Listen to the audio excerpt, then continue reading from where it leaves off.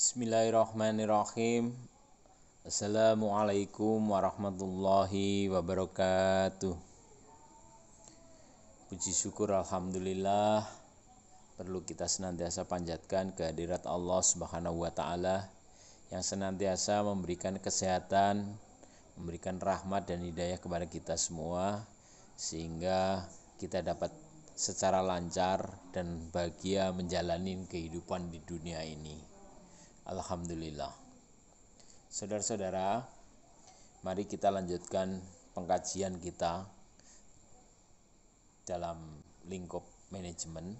Kali ini kita akan mempelajari tentang konstruksi spiritualitas Islamic Entrepreneurship. Tema ini sengaja kita angkat karena belum banyak rupanya pemikiran-pemikiran atau teori-teori manajemen yang memunculkan tentang pemikiran entrepreneurship yang di dalamnya itu melibatkan pengkajian unsur religiusitas. Jadi selama ini kalaupun ada pembahasan-pembahasan tentang entrepreneurship masih bersifat konvensional. Islamic teaching atau religiusitas atau spiritualitas keagamaan itu belum pernah masuk. Oleh karena itu ini yang coba kita masukkan sehingga muncullah tema ini. Tentu saja kenapa kita menekankan kepada entrepreneurship? Karena entrepreneurship ini mempunyai peran yang sangat penting di dalam membangun kehidupan ekonomi. Inilah saudara-saudara maka perlu kita bahas secara lebih detail. Peran kewirausahaan itu tampak betul dari karakteristik kewirausahaan itu sendiri. Seseorang untuk bisa menjadi seorang wirausaha, setidaknya dia dipompa atau distimulasi oleh keinginan untuk hidup, struggling of life-nya ini tinggi. Kemudian tidak hanya itu, dia harus didukung oleh pengetahuan yang luas, knowledge-nya harus luas. Kemudian dia juga memberikan kemampuan untuk melakukan inovasi-inovasi. Selain itu, dia harus mempunyai keberanian untuk mewujudkan kewirausahaannya itu. Nah, keberanian ini tentu saja akan diwujudkan dalam bentuk action.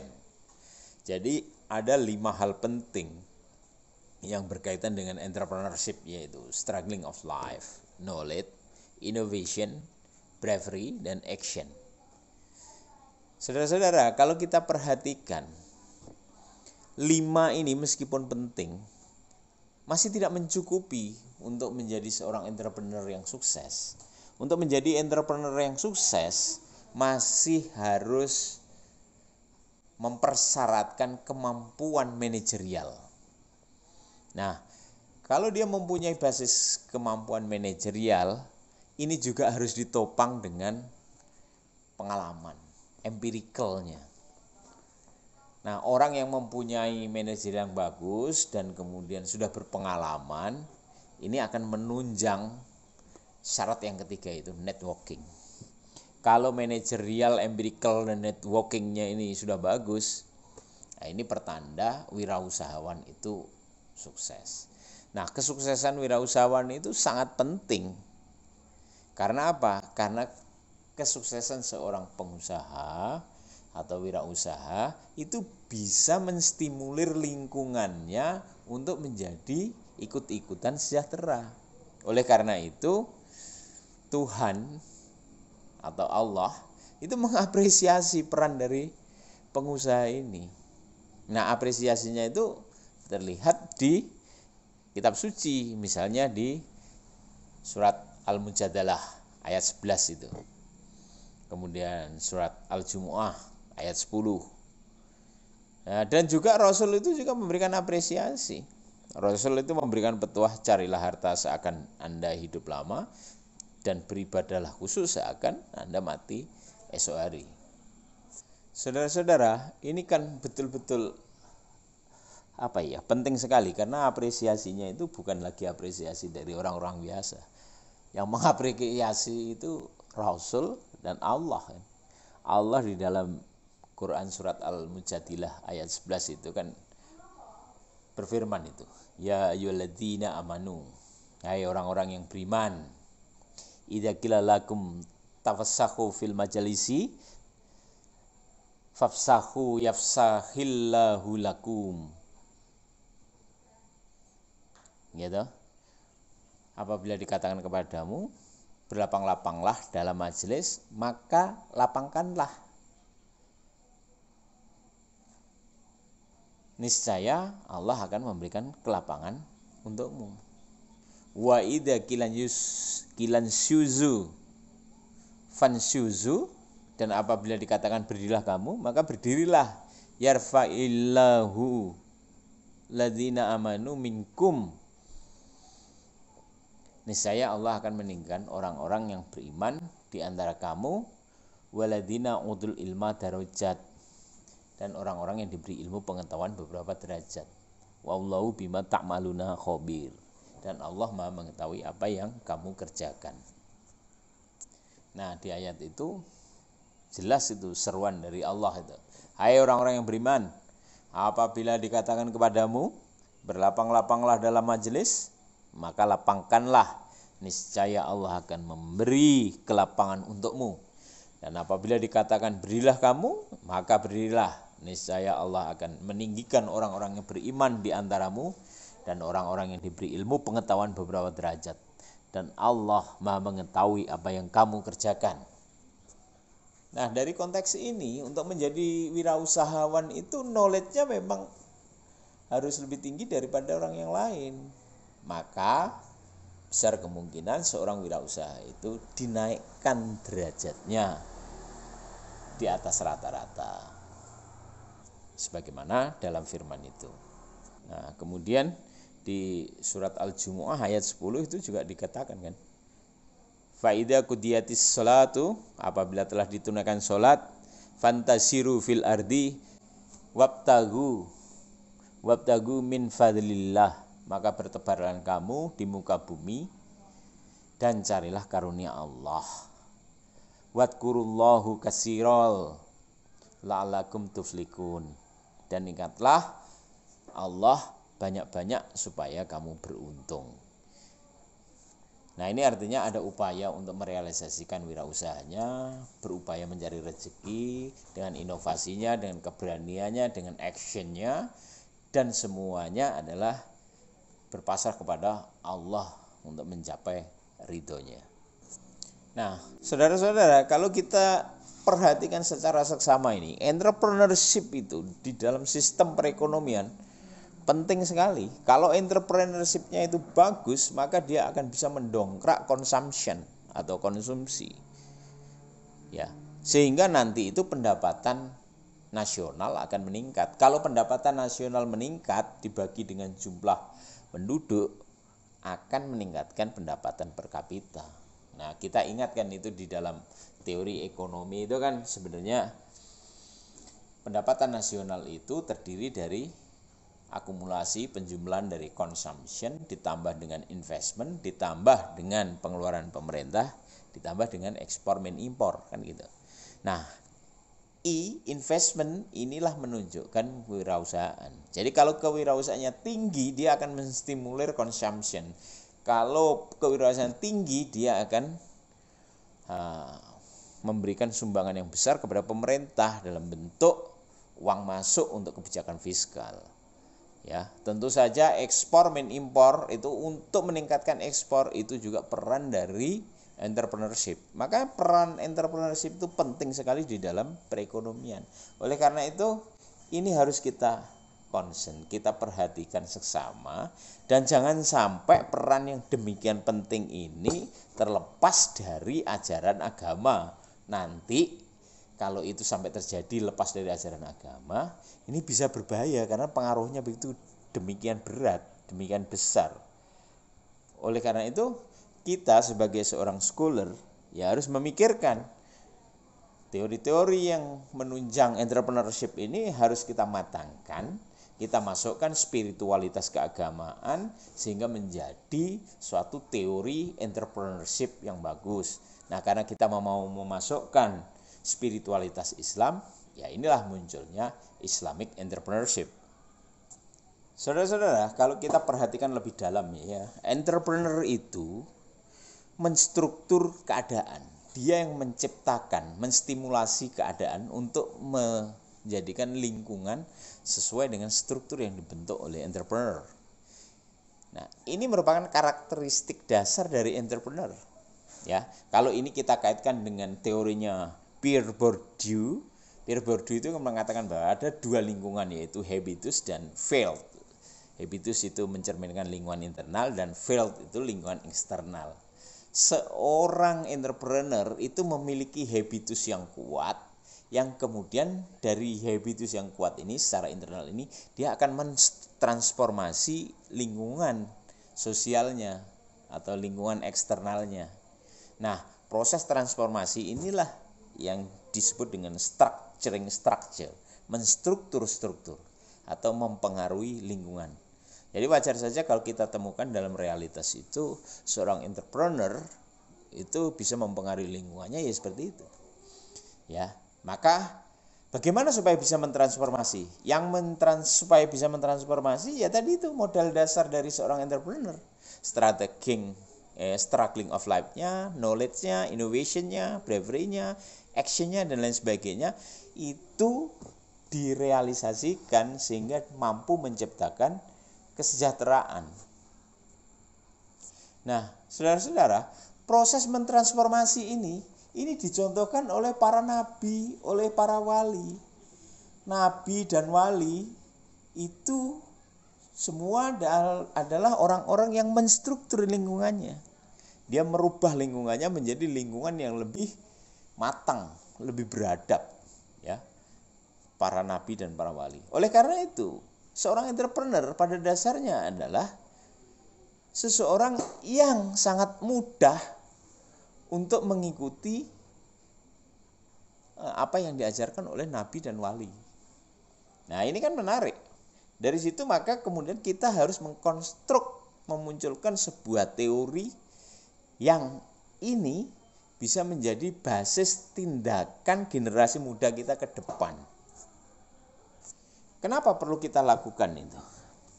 Dengan memasukkan ajaran-ajaran agama dan lain sebagainya.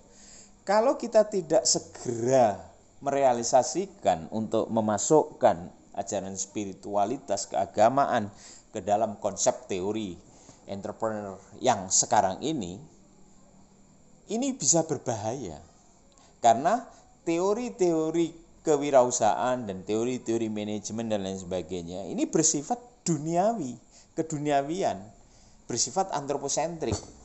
Nah, kalau ini tidak segera dilakukan koreksi, maka bagi wirausaha-wirausaha yang basis tindakannya adalah teori-teori yang sekarang ada itu bisa mengarah kepada keterjebakan keduniawian. Jadi potensi keterjebakan keduniawiannya itu tinggi. Padahal dalam kita hidup itu tidak hanya di dunia ini. Hidup ini harus kita langsungkan hingga ke akhirat. Maka hidup ini kan sebenarnya kemenyatuan. Hidup di duniawi ya harus mempertimbangkan akhirat kan gitu. Ibadah juga harus mempertimbangkan amaliyah, jasmani, rohani dan lain sebagainya. Oleh karena itu, karena kekurang lengkapan dari teori-teori yang sekarang ini ada, maka kita mutlak harus segera melakukan konstruksi keilmuan. Ini menurut saya harus mendesak itu. Karena apa? Karena konstruksi keilmuan sekarang ini terbatas pada sifat-sifat yang empirik rasionalis. Dia mudah diverifikasi, berlaku universal. Inilah yang memunculkan positivisme. Nah, sifat positivisme di dalam keilmuan itu coraknya kan one dimensional. Nah, karena one dimensional, positivisme itu bersifat reduktif. Kenapa? Hal-hal yang bersifat spiritual, intuitif, kewahyuan dan lain sebagainya tidak bisa masuk ke dalam konstruksi keilmuan ini. Oleh karena itu ini yang segera kita konstruksi keilmuan ini. Karena apa? Karena konstruksi keilmuan modern saat ini ada keterpisahan antara sains dan spiritualitas. Padahal sejatinya kita ini adalah makhluk religius. Nah, oleh karena itu potensi keterjebakan keduniawian itu harus kita reducir atau kita eliminir kalau bisa. Karena apa? Potensi keterjebakan keduniawian itu mengarah kepada perilaku-perilaku yang eksploitatif. Dia bisa melakukan penekanan-penekanan, memunculkan ketidakadilan. Bahkan bisa bertindak dengan menghalalkan segala cara. Lalu timbul koruptif, kolutif, dan sebagainya. Ini adalah keterjebakan keduniawian. Nah, ini kan sangat disayangkan bila kita menjalani hidup ini hanya pada orientasi seperti ini bahaya. Karena apa? Karena nanti unsur religiusitas kita itu absen. Padahal religius itu tidak boleh absen. Religius itu adalah merupakan jiwa yang akan kita bawa kepada akhirat. Coba kita lihat itu realitanya. Itu kan banyak sekali kan. Buruh-buruh yang mengadakan demo, menuntut upah yang layak, menuntut keadilan kerja, dan lain sebagainya. Ini menunjukkan di situ ada keterjebakan keduniawian. Nah, kemudian lihat itu, eksploitasi alam semakin rusak, hutan-hutan pada gundul, kemudian tambang begitu merajalela, merusak lingkungan dan lain sebagainya. Itu semua adalah keterjebakan keduniawian. Kita datang itu di komplek-komplek industri, begitu parah polusi udara, ya, baik itu polusi udara yang dilakukan oleh pabrik-pabrik maupun kendaraan-kendaraan bermotor, sehingga kualitas hidup itu menjadi menurun. Nah, kemudian banyak itu di perilaku bisnis, ada penipuan-penipuan bisnis dalam bentuk real, bentuk online, dan macam-macam penipuan-penipuan, banyak sekali. Ini terkait dengan kewirausahaan yang tanpa religiusitas. Ini kan bahaya. Oleh karena itu mutlak bagi kita itu untuk memasukkan ajaran spiritualitas keagamaan ke dalam teori, gitu loh. Kalau kita lihat kenapa kok ini bisa terjadi seperti itu. Kalau saya melihat begini, ada landasan filosofis yang bercorak antroposentris itu mewarnai. Cobalah kita lihat itu pendapat dari Immanuel Kant. Immanuel Kant bilang, dunia adalah hasil dari struktur mental kita. Jadi kita itu berperan betul kan gitu. Kemudian Nietzsche bilang dunia adalah fenomen non pengalaman kita. Manusia lagi menjadi sumbernya. Edmund Husserl misalnya, dunia adalah permainan dari kekacauan dan kekuasaan. Perannya manusia. Descartes bilang, ya, Descartes itu bilang, aku berpikir maka aku ada. Cogito ergo sum, lagi pula manusia. Jadi manusia itu mendapatkan porsi yang tinggi. Nah, porsi yang tinggi, dan ini kemudian dikuatkan dengan istilah manusia adalah qualified fil art. Nah, tanpa agama ini bahaya karena apa? Bisa mengeksploitasi terhadap manusia maupun terhadap alam. Inilah kejadiannya. Dan akar permasalahan dari kejadian itu adalah filosofi pembentuk dari keilmuan itu. Jadi epistemologi keilmuan sekarang itu ini harus segera direduksi. Harus segera dikonstruksi. Siapa yang mengkonstruksi? Kita-kita ini yang sudah memilih jalan sebagai ilmuwan.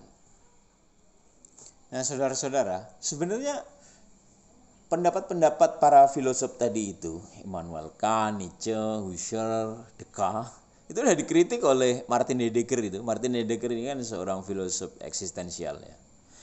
Martin Heidegger itu bilang begini, kesalahan filosofis dari konstruksi keilmuan sekarang itu adalah akibat meletakkan manusia di tempat yang istimewa. Yang itu dianggap memberi arti bagi dunia. Tapi sejatinya dia mengabaikan kenyataan yang paling penting. Apa itu? Yaitu dunia itu sendiri. Dunia ini diabaikan. Alam ini diabaikan. Tuhan diabaikan. Nah, inilah sebenarnya hal-hal yang bersifat rasio, intuisi, jiwa, akhlak, kalbu yang bersifat rohaniyah, bersifat abstrak, tidak bisa dicerap dan disimbolisasi menjadi ilmiah. Konstruksi keilmuan sekarang ini kan begitu. Maka keilmuan sekarang itu hanya lebih menekankan pada hal-hal yang faktual, yang bersifat jasmaniah, material, yang bisa diukur dan itu bisa diverifikasi secara utuh. Itulah menjadi terma ilmiah, hanya seperti itu. Gitu. Misalnya kalau kita gunakan terma ilmiah sekarang untuk melihat manusia misalnya.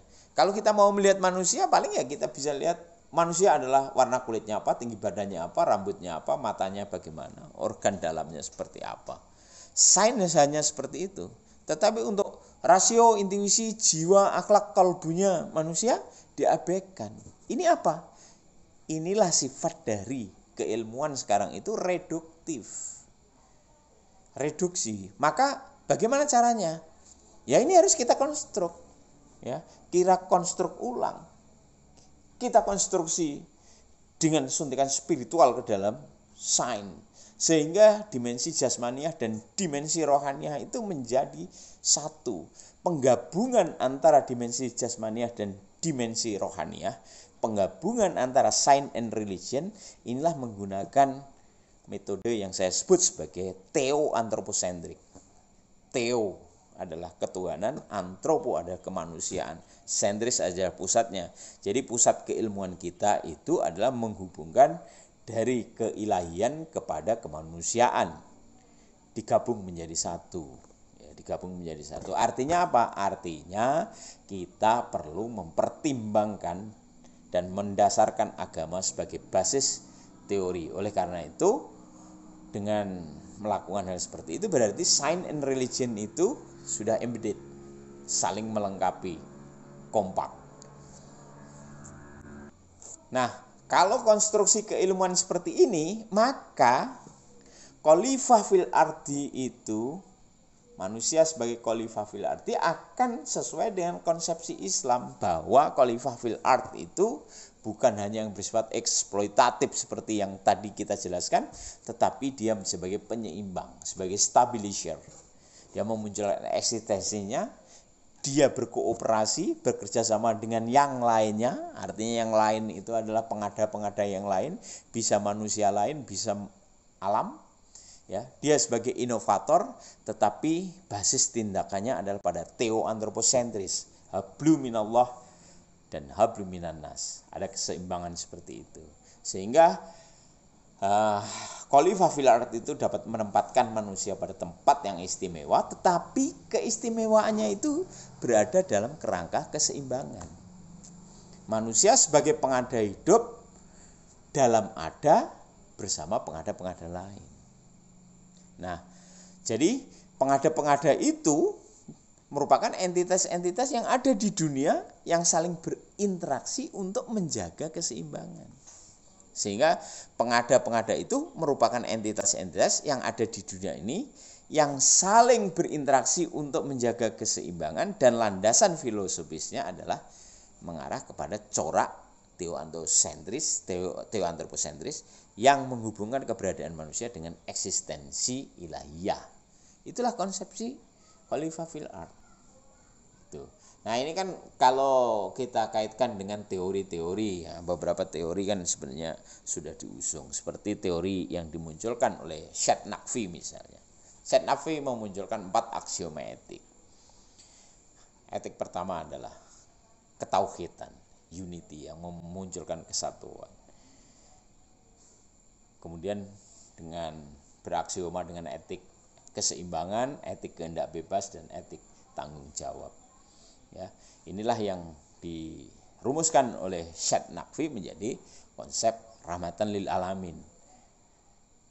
Ya, sebenarnya pola pandangnya hampir sama dengan konsep maqasidus syariah dari Syatibi itu, yang dia mendasarkan pada 5 hal, yaitu masalah religion, ya, perihal unsur religion, keagamaan, self, kedirian, kemudian mind, akal pikiran, wealth, materi, kekayaan, progeny, keturunan. Jadi religion self, mind, wealth, and progeny, ini semuanya harus lima-limanya menjadi dasar pertimbangan, dasar tindakan. Kalaupun meskipun kita itu berada pada baru pemenuhan kebutuhan yang primer, ya tetap 5 itu menjadi jangan ditinggalkan, menjadi pertimbangan seluruhnya. Kita hidup dalam kondisi yang sekunder juga seperti itu, kita sudah menjadi laks atau kehidupan yang mewah, kehidupan yang sudah mapan gitu, ya tetap harus mempertimbangkan itu. Itulah konsep akosiyudu syariah.